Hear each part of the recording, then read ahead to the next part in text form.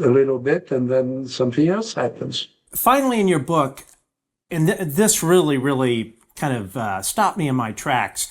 You speak about how disclosure would, and I don't have the exact quote in front of me, but basically you were saying that how disclosure could bring about the reality of NHI worldwide, and that you're opening a door that could never be shut.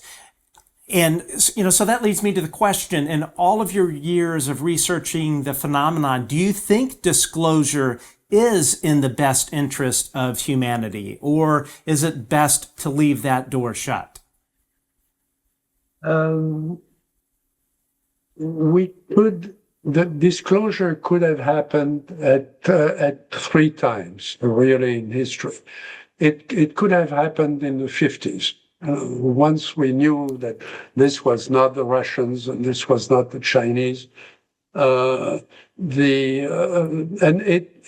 it would have been fascinating to people in the 50s or 60s, mid 60s, because people knew that eventually we were going to go in space. In fact, it would have been a great argument for NASA, to say, look, there seems to be life out there. Let's go meet them. Okay.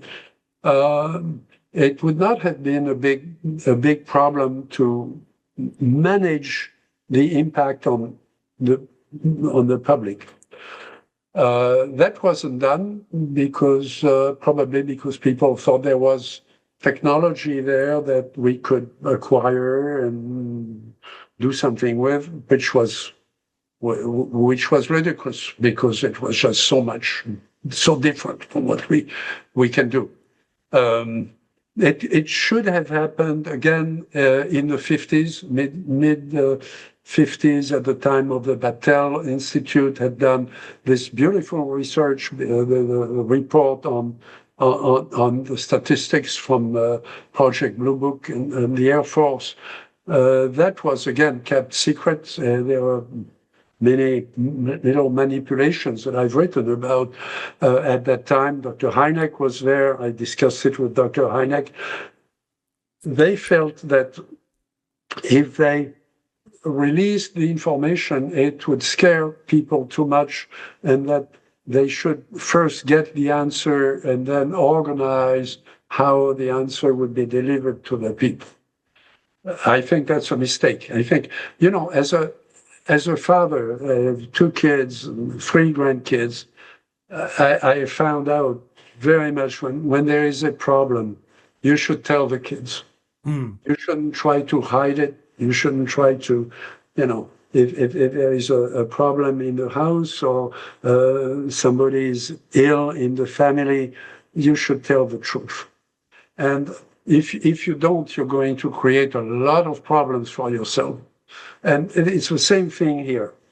And the fact now we should have told the truth, at the time of the Condon Commission. We didn't.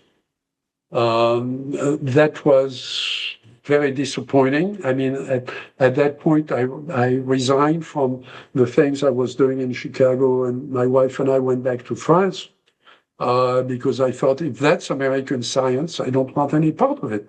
Sure. The New York Times endorsing the negative conclusions of the Condon Committee, and then people standing up at the 5 o'clock news, saying, go on with your life. There is nothing to UFOs. I mean, those were lies that were organized and planted and so on.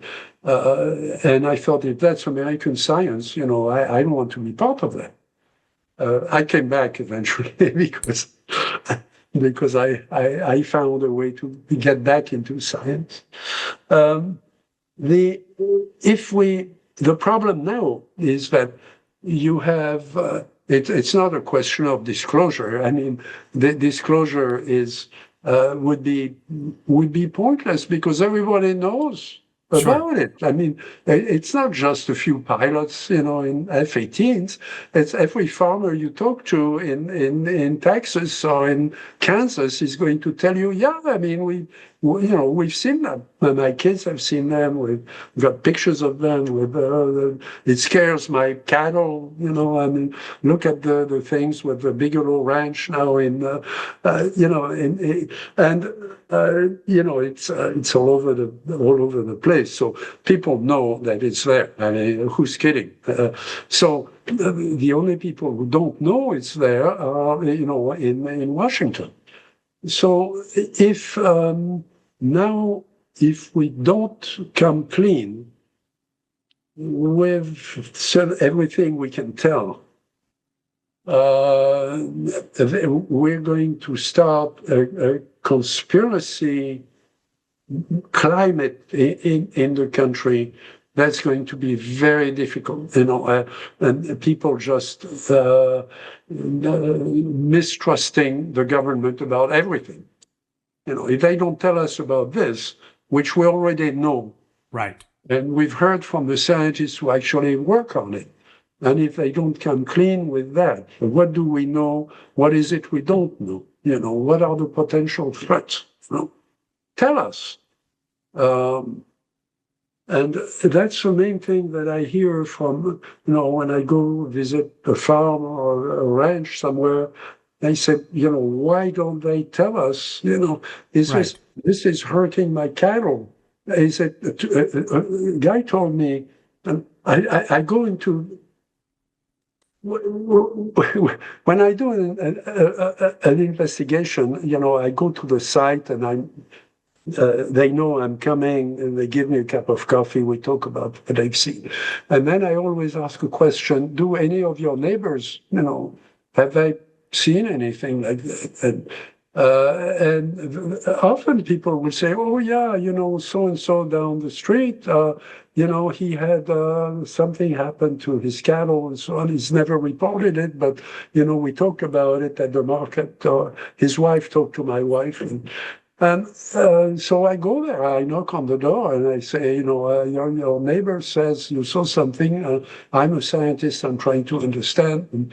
And those are the best cases because they were never reported to anybody, not to the Air Force, not to the government, not to the police, not to the sheriff. It's just hearsay within the community. I love those because it's straightforward. And I went like that one evening to a house where something had happened to the cattle. And I go in and there's a gun next to the door. And we start talking to the people and I say, what's the gun for? And he says, well, the next time this light comes over my ranch, I'm going to shoot the hell out of it.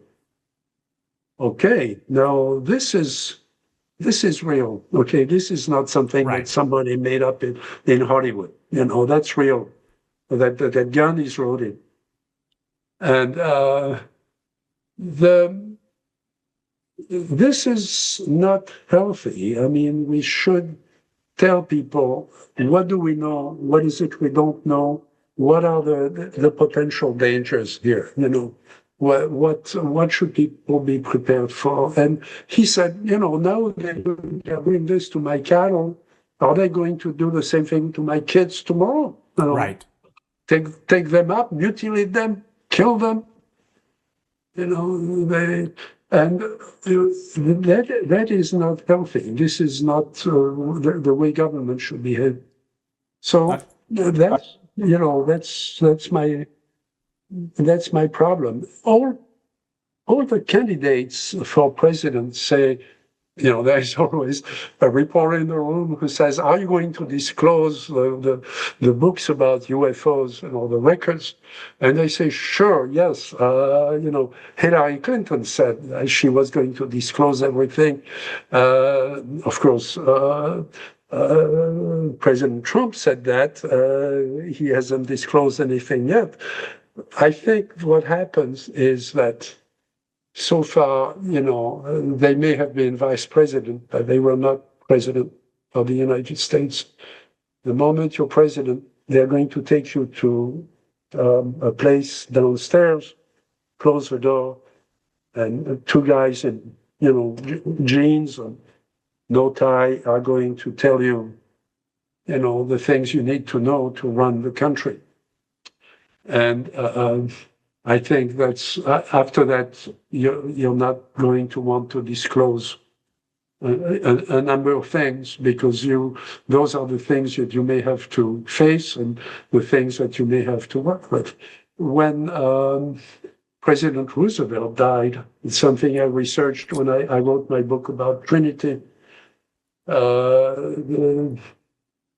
Mr. Truman was adjusting his tie to go to a gala evening with his wife. His wife was, was dressed for the occasion.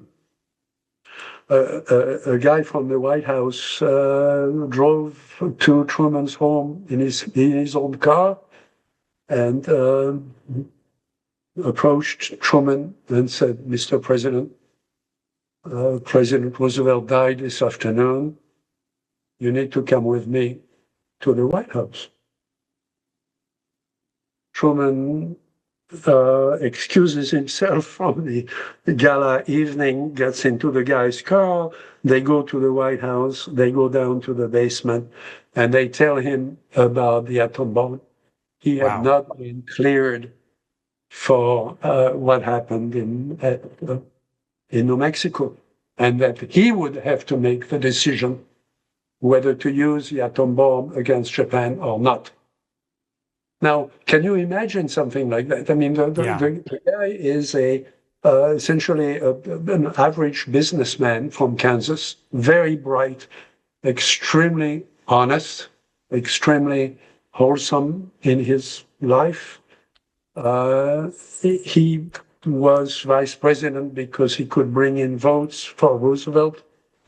Roosevelt was in poor health and was hiding it, but he died suddenly. All of a sudden, you're in the basement of the White House and you're told this secret. The budget for Trinity was the largest project in the history of man, the largest amount of money.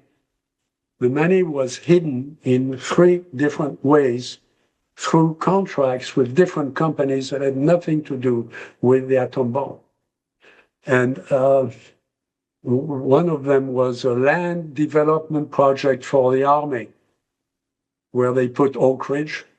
No, the reactors were supposed to be, it was supposed to be a gravel pit.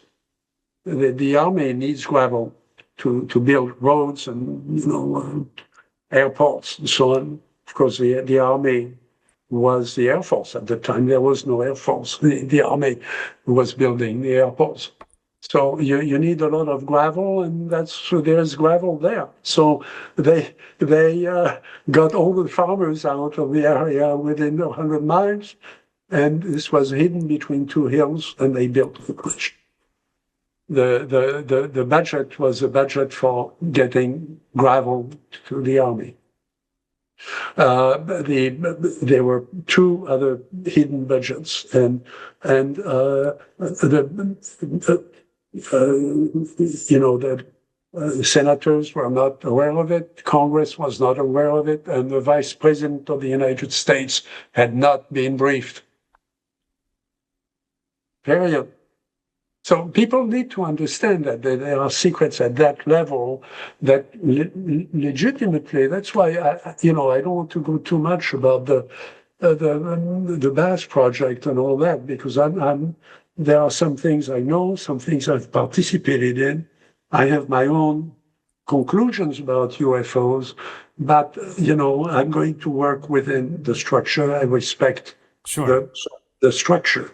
I just think that mistakes are being made because it's not one secret. There are people around saying, well, my classification is such that I have access to certain things. People don't know. Well, it's good for you. What about the other 6 things? Because it's going to involve religion. It's going to involve our relationship with certain countries that we need to talk to if we want to solve this, because their files are at least as good, if not better, than ours. I think there are indications that the Russians have progressed in terms of understanding the problem, have progressed much further than we have at the government level. Okay. Those are indications from reading their literature, not their political stuff. Reading the samizdat. So those are powerful, important, dangerous things, and they are getting more and more dangerous the more we keep them locked up. So I'm kind of new to the whole UFO topic, but I actually became interested in it when I